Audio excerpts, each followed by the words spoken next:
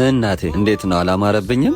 አዎ ልጄ ወዴት ነህ? ትናንት ነግሬሽ ከጓደኞቼ ጋር ፏል እንነዋ።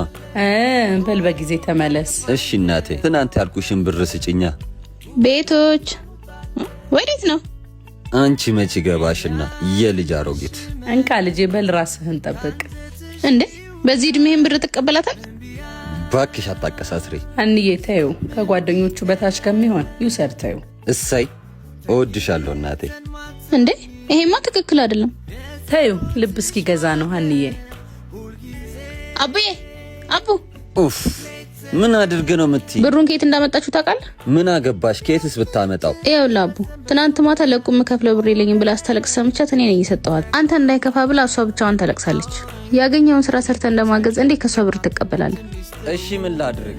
ለምን ያንጓሰራም? በሳምንት እስከ 45,000 ብር ታገኛለህ። በዛ ላይ ጥሪ አይቆረጥም። እሺ ሄጄ ልመዝገብ። አራና ለመመዝገብ ቢሮ መሄድ አይጠበቅብህም። የአንጎ ፕሮ አፕሊኬሽንን በማውረድ በ5 ደቂቃ ውስጥ ስራ መጀመር ትችላለህ። አመሰግናለሁ አንዬ። እናቴንም ይቅርታ አልጠይቃት።